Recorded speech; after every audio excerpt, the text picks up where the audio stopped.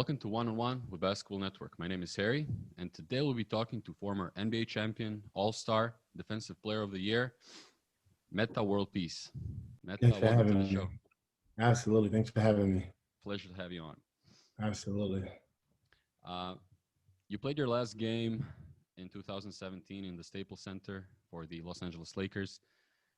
It's been a couple of years without hoops for you. How's life, and what have you been up to? Well, I've still been playing a lot of hoops. I've been coaching a lot. I have a group of people that I'm coaching, of coaches and players. And we're also starting to work with agents, the up and coming agents, working on bringing semi-pro basketball here in America, helping it become stronger again. A lot of people in America is actually pushing semi-pro basketball. And we're also working on opportunities to get players overseas, continue to play basketball. The game is just growing. So I've been probably more involved in basketball than I've ever been now. Wow. And you've got 4 children, 2 sons. Both of them are playing college ball at the moment. Yes. You're working with them a lot? Yeah, definitely. I work with my kids a lot. They're both in the same conference, playing basketball and, trying to make it to the NBA. Mm-hmm. That's awesome. Yeah, absolutely. You also just started this awesome platform called XvsX, Yeah. basketball platform that allows players to connect with other players, gyms, basketball enthusiasts, and then compete based on their skill level and interest. Can you talk more about the app? Yeah, definitely. So I wanted to create a place where it's easier for players to connect agents, coaches, teams from overseas, and also we are a platform that can market teams from overseas. Very often you'll see players from America go overseas, but who are the teams that they're playing with, Mm-hmm. right? Well, why are we not selling the jerseys from that team here in America? Mm-hmm. Right. So you get in Croatia, you get a team out there. Let's just say Metta World Peace was in Croatia or another player, a famous player. We should be selling that jersey here in America, not only for revenue for the team, which is probably not going to be a ton of revenue, but it gives that player a way to continue to connect with their audience. So we not only market teams here in America, we want teams from other countries to hop on the platform just to show people, hey, this team is from Greece, this team is from Italy, this team is from Croatia, and you should not only be a fan, of the Knicks or the Lakers, but you should be a fan of these teams from overseas also and follow them from other countries. That's awesome. So you're rolling out worldwide. It's available globally, the app? No, it's only in Los Angeles. We're only in Los Angeles right now, and eventually, yeah, we would like to roll out nationally and then maybe globally. Mm-hmm. And for you, what's the ultimate goal? Are you looking to, what it's like with apps these days? Are you looking, to cash out, or sorry, cash in one day, or I mean, is this your passion project? Something that you see doing, for the long run, something that you plan doing for the well, long it's run. basketball. I'm always going to be doing basketball, whether I keep this company or not. I'm always doing basketball. So, in terms of the plan and the passion is to help players get the best opportunities that they can. There's so many elite players, but not all the elite players have access. Even going overseas, you need an agent. If you don't have the right agent, you're not going to get on the team. Mm-hmm. So how do you give? And even in Europe, if you go to Europe, and if you're a good player in Europe, it might be an opportunity here in America for you, Mm-hmm. right, to play. So it works. It works both ways. Mm-hmm. Yeah. So Mm. the idea is to get players more exposure that they Yes, wouldn't get otherwise. Awesome. correct. Um, I read online that one of your sons, Jerome, is a computer science major. Was he involved in the project in terms of development? But he's a major reason why we're doing this app because his love for technology and he's an actual developer. Mm-hmm. So it's really he's really inspiring, us to move forward with this app. Really inspiring. That's great. Yeah. Okay, Meta, let's go all the way back to 1999, NBA draft, Chicago Bulls. You were drafted 16th. in that draft. You're from Queensbridge, New York. I know that you are a diehard Knicks fan. They had the 15th pick. Were you happy getting drafted by Chicago, or were you set on going to New York? I mean, I was happy. Chicago, it was. I mean, the Knicks would have been my ideal choice, right? The Knicks would have been my ideal choice, but things happen and it didn't work out that way. So it's okay. Chicago was always a great team, being that Michael Jordan's, played at Chicago. So it was good. Yeah, I know that the guy that actually got drafted to New York was Frederick Weiss, famous for that Vince Carter dunk in the 2000 Olympics called the Dunk of I Death, know, I know. and he never ended up playing in the NBA. But I know. I wonder why he never played. I always wanted to see him play. I was actually happy for him, but yeah, I'm just so surprised he never came and even played. he had a solid career in Europe, but just He decided, did. yeah, decided to stay in Europe. Um, so yeah, you joined the Bulls just after the Last Dance, and most of the team got traded. Michael retired. Scottie got traded. But nevertheless, what was it like playing for such a great franchise? It was really cool because the franchise, they have so much history. As a kid, I was a fan, and to play on a team that you dream of and actually be on that team, it's really amazing and shocking, right? So I was just so lucky to be able to play with the Bulls. I was so lucky. Hmm. There's this funny video of MJ. I mean, he was in retirement back then, of coming by your training facilities, and he was challenged by some of the younger players. I think it was Corey Benjamin challenged him Corey one on, Benjamin, yeah, yeah. and then he got dominated by Jordan. How how often did MJ come by, and did he practice with you guys to stay in shape? That was the only time MJ ever came that day. Really? To the gym. That's the only time I seen MJ in a. That's the only time I seen him in a facility. But I did see him at a practice. No, at an open run. Hmm. Um, I played ball with MJ. Maybe I would say I was on the same court with MJ in the summertime, maybe 5 or 7 times. Hmm. Man, I love playing against MJ. It was the funnest thing ever, man. It was so much fun. You played a I couple of love times playing. against him when he was with the Wizards. And with the Wizards, obviously, Yeah. when he came back to the pro. But his first year he came back, he was so good. He was so good. But the next year he was a little older, and I think his production went way down his last year. Hmm. But he did get a 40 ball. Yeah. He did score 40. Well, he He gave was. us 40. Uh, MJ gave us 40 when I was with the Pacers. My goodness. he Unreal. was getting old back then, but he could still ball. He could still ball. He was balling. Hmm. 40 points. Man. That's crazy.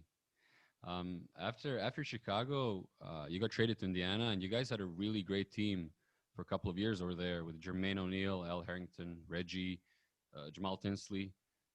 You guys won 61 games, I think in 2004. Yeah. Yeah. Yeah. What was the team like? Man, it was a great team, man. It was we were so good, man. I just didn't realize how good we were. But I mean, you don't know you're going to be that good, Yeah. But we were just like winning games, just winning games. Tough team. It's hard to score against us. Trying, it was. I mean, it would have been great to stay together for a long time. But what a team! What a team! Yeah, you ended up losing to the Pistons that year, who won it all. So you were a great team, yeah. Yeah, And what a team! next year in '05, you had a great start, and some people even had you in MVP conversation. Although it was too early to tell, but you were averaging like 25 and 6 or 7 boards for the first couple of games that year. But my defense I was locking people up too. I was Yeah, still playing great defense. Yeah. yeah. I was Uh, still playing great defense. But and a lot of my defensive credit goes to Jermaine because Jermaine was in the back, and I didn't realize that, but you couldn't really go to the hole because Jermaine was in the back. mhm. Big So fella. Jermaine should have got defensive player of the year one year. I got it. He probably should have got it. He was a major factor in your guys' defense. Major factor. Jermaine was amazing. He's amazing. Uh, don't really want to talk about all that negative stuff, but hypothetically, if the brawl had never happened, do you think you guys would have won the championship that year? Well, I don't know what would have happened, but I wouldn't have been suspended. Yeah. It's hard to say because the teams are so good. Everybody's so, but we definitely would have been one of the favorites. I mean, at that point when the brawl happened, we were 7-2. So that so two losses versus the prior season. When I was there, we had 21 losses. So I mean, maybe our record is better. Maybe our record is better. I mean, we beat the Pistons. The Pistons was a really good team. And that game, we beat them pretty easily. So, it was And they just won a championship, yeah. I mean, it's still early in the season, right? So you don't know. It's still early in the season, but we felt like we were, we felt like we were the better team. Even the year before that, we had 61 wins, so we was the better team. But when you get into the playoffs and you got all these lights and so many things that's happening, you just can't focus. You just can't focus on certain things. So, when you got me, I was kind of like, I always was reactive so much, so it's cool. Do you think that was your best basketball? You had your numbers were really going up and you had a really good stretch in Sacramento and Houston as well, but was that your best basketball? Indiana was my best basketball when I was young. It was real quick. 25. And then from there, it was on the decline. But from Indiana, it was my best basketball. What was Houston like? You had a really great squad there. Tracy McGrady, Yao Ming, Louis Scola, Arthur Alston. What was that team like? It was good. That was a really good team, man. That was a really good team. That was a championship team also. Man, we're just like Yao Ming breaks his foot. I mean, we don't know what happens. Yao Ming breaks his foot in the game 3 in the first quarter. It's like, okay. I mean, we don't know what could have happened if Yao Ming didn't break his foot. Yeah, you guys lost in a seven-game series to the and it was Lakers. A 7-game series without Yao Ming, right? So I mean, I felt like we were primed to win a title. I thought that was definitely a championship team. I mean, you got Tracy McGrady, Shane Battier, Ron Artest, Yao Ming, Louis Scola, Kyle Lowry, Aaron Brooks. Even Chuck Hayes was playing amazing. Landry was playing amazing. Von Wade for coming off the bench playing well. We had Arthur Alston. He was actually traded for Aaron Brooks. But that was a hell of a team. Mm-hmm. Yeah. And playing with both Tracy McGrady and Kobe, may God rest his soul. Who would you choose on the offensive end? Both of them being killers. Who would you rather take the last shot? I mean, you always gonna go with Kobe because Kobe had 5 rings, and you're just going by the numbers. Now, in their prime, it's hard. They was really good. Tracy got hurt, so with Tracy, his back and his knees were so bad it just gave out early. So you didn't really get a chance to see how great Tracy was. But obviously, he's a Hall of Famer. Obviously, he played very well. But it was just hard because he was just so injured. He couldn't move towards the end of his career. So that really hurt him a lot. Yeah, he was a killer. He had a couple of crazy scoring seasons. Yeah, definitely. Yeah, some big ones. So in 2009, you were with the Rockets, just lost in a 7-game series against the Lakers, and then you got traded to the Lakers. How did that come about? And was the transition hard? Playing on the team who had just beat you. We say that again. So in 2009, you were with the Rockets, and you just lost against the Lakers in a 7-game series. And then you get traded to the Lakers. So how did that come about? Did somebody from the Lakers call you? Was the transition hard, or were you fun. Or were you really happy to go to LA? No, I was happy because Lakers have so much tradition, and to play with the Rockets was great. Then to go to Lakers, that was great. It was just playing on so many great teams in the NBA, just like such an experience. It was such an experience. So And then when I got to the Lakers, they just came off a title. So I was really happy to be able to be there and have a chance to win a title. You know, I knew I had a chance. I knew if we could, hang around, that we'll have an opportunity to win. So it was great. That was a great team. Yeah. And obviously, last week was very tough on all of us basketball fans with 1 year since Kobe had Yeah. passed away. Rest in peace.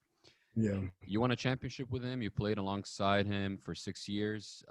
What's your favorite memory of Kobe, or perhaps maybe you can share like a true Black Mamba moment, something that you'll always remember? Yeah. I think with Kobe, I mean, my favorite moment was just like, he just always created magic on the court. Everybody knows Kobe. I mean, he's just playing. It's just so magical. Hmm. Really, really impressive. And just watching him play the game that he loved and put so much passion into it, it was just so amazing. And I missed being on the bench. I miss him being motivated. I miss all that stuff about Kobe. He was just probably the most skilled player ever to play in the game. Really miss the guy. Yeah, very, very skilled. I mean, I think Jordan was very skilled too. Hmm. But Kobe, maybe Kobe had a little bit more skills, than Jordan. But Jordan was exceptional also. But Jordan was just more. I think he was a little more efficient in terms of how he used his body and not doing too much. But they both play identical. They saw identical. And Yeah, Kobe mimicked MJ a lot by watching his game and everything. But yeah, just gonna miss the guy a lot. yeah, yeah. um, Meta, when doing some research, when checking out your stats, your numbers, I also stumbled upon your contracts and all the money you made in your career. So $77 million is a lot, but I was surprised to see that you only earned 77, only earned 77 in 17 years, given that you're a really high caliber player. Nowadays, what players like Rudy Gobert earn, $200 million in 5 years. Uh, what do you think about the contracts these days? And how much money would you make in today's game? And I think it's great. I mean, that's what happens when the NBA is growing, right? It's growing. The company is expanding. The revenue's going up, Mm-hmm. and that's what happens, and that's what should happen. I'm happy that the players are getting paid because it was a lot of times where players wasn't getting paid Mm-hmm. what they should have been getting paid, and now players are getting what they deserve. So it's just so impressive to see these numbers. So Mm-hmm. impressive. Yeah, it was crazy watching The Last Dance and seeing what Scottie was going through in Chicago with his bad contract and how much he wanted to make more money. But if he had played today and This Scotty would have got yeah, $300 he would million. get that would have been crazy. But yeah, different times, and basketball is becoming a global sport with internationalization and everything. So, like you said, the company's worth more. Yeah. Um, when talking about defense, you're always recognized as one of the you know most elite defenders in the NBA, especially during your time in the league. Who was the biggest challenge for you defensively? Who did you hate guarding? I would say I love everybody because I felt like I was the best defender, and I always felt like my defense was better than people's offense. So no matter who it was up against, my job that night was to be better than you on defense, and that's how I thought about my game. So I never really had a chance to really, um, you know, say I didn't like to go up against someone because every time I went up against somebody, that was a chance for me to cement my legacy, in terms of being one of the best defenders. And I was fighting for that. Some people, would disagree, but I would probably argue that, I think I'm one of the best wing defenders to ever play the game. And but that's something I always wanted because on the offensive end, I always knew it was going to be difficult for me to reach different heights on offense because the skill set I came in the league with wasn't right where I wanted it to be. But I did get better offensively. But when you talk about averaging 30, Yeah. that's something I always dreamed of. Like if I could average 30, but I thought maybe if I was in Indiana, I probably could have got there in my second year. I'm sorry, my maybe not my second year. I'm talking about maybe like in my fourth, fifth year, I probably could have got up to close to 30. Hmm. Um, but a lot of things needed to fall in place. Yeah. You need to be set, put on a team, and you can't be getting traded, and you want to just like have some type of consistency. As I always tell these players, you know, try not to request trades if you can't, if you don't have to. You want to stay somewhere where you can be comfortable, and the team is centered around you. Mm. Then that don't happen often, where a Yeah. team is centered around you, Hmm. right? So if you can stay put, stay put. Buy into the culture, focus on the Yeah, team, on your teammates, and take your contract. definitely take the contract, stay put if you can, and because you'll look at the end of your career and you're gonna be like, you'll be kicking yourself in the butt. It depends. It just depends on what you want, out of your career. Hmm. Hmm. Yeah. You played internationally as well. What was it like playing overseas in Italy and China? How different is it from the NBA? And do you see more, in the future, do you see more international players coming to the NBA as well? Oh yeah. I definitely NBA is international. Hmm. It is what it is. We're actually trying to work on getting an American pro league because the NBA is just international, Hmm. right? So, with that being said, um, it's a good thing. So many great players around the world. Hmm. And just like playing in Italy and China is how would you compare the game to the NBA? Like Luka Doncic went on saying that he scores more easily in the NBA because Yeah, because the rules changed. Before, it would not have been that easy. yeah, It would not have been that easy because what happened was in the NBA back in the 80s or 90s, the rules were a little bit different. And then in order to get a lot of the players to be comfortable in America, they had to take the physical part out of it. hand checking and everything. All that stuff is a different game now. It's not the same. Yeah. It's Mm. not this. It's not the same when I came in. I'm not saying certain people wouldn't have been good, but it's definitely not. It's a totally different game, and the game was made to really cater to FIBA rules, Mm-hmm. Mm-hmm. right? To That's cater interesting. to the open up the game. In America, the game was really grind it out, fight it out. Whereas overseas, a lot of shooters and different things, skill, Mm-hmm. passing, different things. Mm-hmm. So it's a totally different game. But and then also overseas, I played overseas. It's tough to score overseas because of the rules. Mm-hmm. I played in Italy, and when I played in Italy, I remember saying that it was really difficult, and also the traveling, the jab step is different. Um, then you have the amount of time Yeah, shorter is game. different. It's shorter game. Um, and then the players you have around you. Also, you got so many. You got better players around you. So everybody got to stay honest. Whereas sometimes overseas, you don't have to be honest. You can just like double team or sit in the paint. You know, come on. It just depends on who's on your team. In the NBA, you can't just leave somebody open. You throw a lob and they catch it, right? So you got to guard everybody. Mm-hmm. So, And but he's a smart player. He's definitely one of the smartest players that I've seen. Luca, Yeah, definitely. did you envision him having such a great start, to his NBA career when he came in? Um, the problem is, I know I couldn't tell because I wasn't really watching basketball like that. So when I seen that he was drafted, I did look at some highlights, but I don't spend enough time watching prospects to know if they're going to be good or not. When they get into the league after the first or second year, or Mm-hmm. depending on after your first big year, then I'm like, oh wow, this person is pretty good. Luca had a first big year. Mm-hmm. He had a first big year, so really, really talented, really talented. I mean, he's when I was thinking about how I would guard him when I was in my prime, I was thinking about it, and it would have been really difficult because his release um and his patience, Mm-hmm. and his and and he got a big body, and he can score with not a lot of space.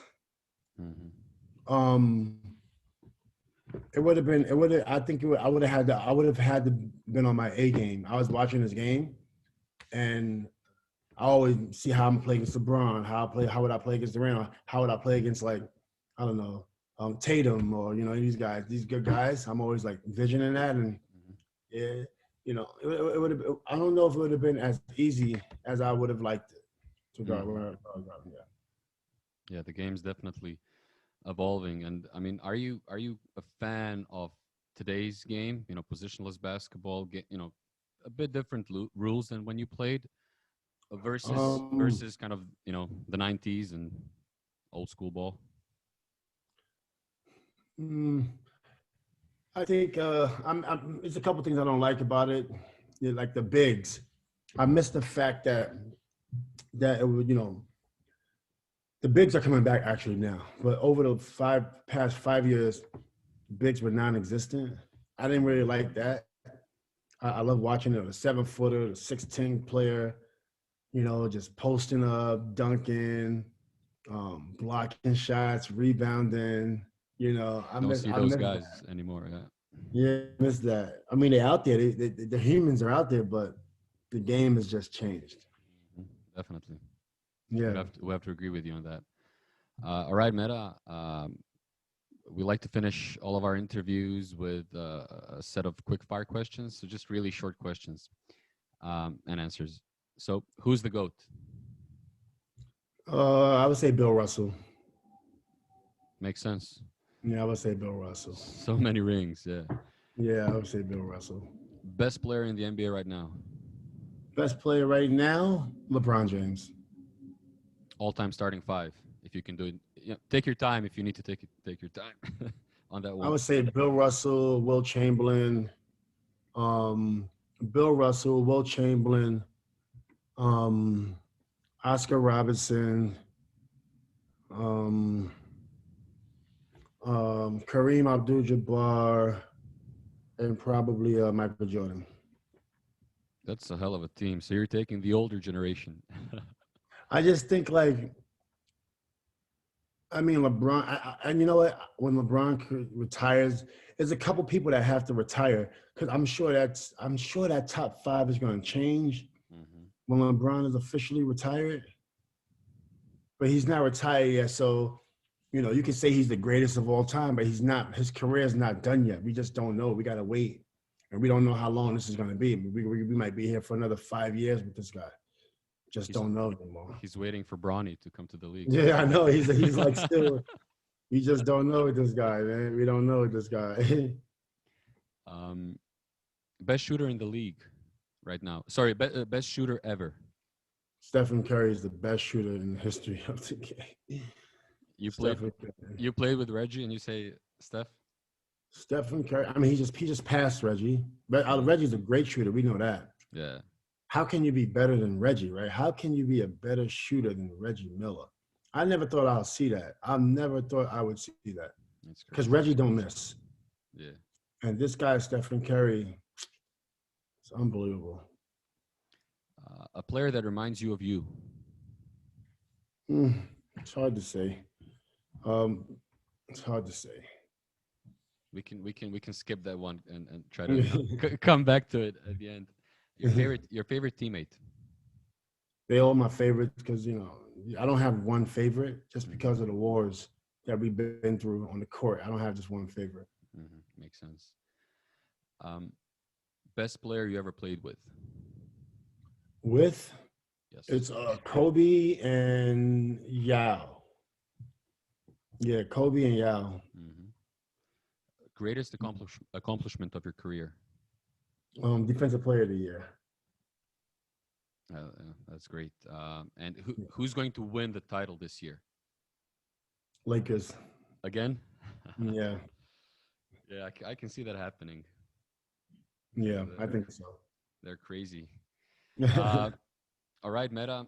That's about it. Thank you for joining, and for everyone watching, once again, please check out XvsX, cool new basketball app where players can connect with players. and compete based on their skill level. Yeah. Absolutely. Thanks for having me. We'll chat soon. Wish you all the best and talk soon. Absolutely. Thank you.